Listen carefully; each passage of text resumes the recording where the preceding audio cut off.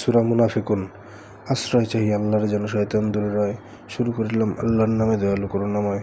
মুনাফিকগণ যখন যখন তোমার নিকট আসে, সাক্ষ্য দিলাম আপনি রাসূল আল্লাহর বলে হাসে। আল্লাহ জানেন নিশ্চয়ই তুমি রাসূল যে আল্লাহর। মুনাফিকরা যে মিথ্যা শোনায়, আল্লাহ সাক্ষী তার। শপথকে ঢাল বানিয়ে তাহারা নিজেদের রাখে ঢেকে, অন্যদেরও ফেরায় তাহারা আল্লাহর পথ থেকে। কত না মন্দ করেছে তাহারা নিজেদের ঢেকে রেখে, কেননা তারা ঈমান এনেছে, কুফর করেছে ফের। তাই তো মোহর করা হইয়াছে অন্তর তাহাদের, ফলে তারা আর বোঝে না কিছুই মিথ্যা ও সত্যের। দেখতে তাদের অঙ্গভঙ্গি ভালোই তোমার লাগে, তাদের কথা শুনে যাও তুমি আগ্রহ অনুরাগে।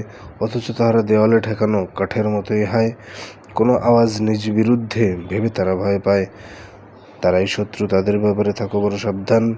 আল্লাহ তাদের ধ্বংস করুন, তারা কোথা ধাবমান।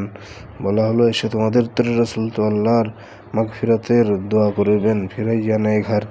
দেখবে তখন তারা ফিরে যায় করিয়া অহংকার। হে রাসূল, তুমি তাদের জন্য চাও বা না চাও মাফ, তাদের জন্য উভয়ই সমান, আল্লাহর কথা সাফ। কিছুতেই তিনি তাদের ক্ষমা করবেন না তো আর। এরূপ ফাসিকদেরকে আল্লাহ দেখান না পত্তার।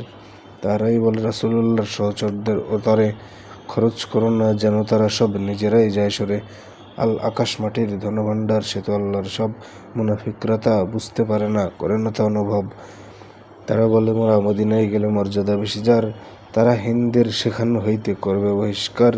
মর্যাদা শুধু আল্লাহ রাসূল মুমিনদেরই আছে, তবে এ বিষয়ে নেই কোনো জ্ঞান মুনাফিকের কাছে।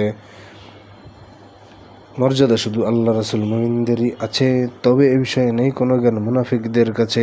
হে মুমিনগণ তোমাদের ধন সন্তান সন্ততি, হে মুমিনগণ তোমাদের ধন সন্তান সন্ততি যেন তোমাদের উদাসীন করে না দেয় খোদার প্রতি। যারা এরূপ উদাসীন হবে তাহাদেরই হবে ক্ষতি।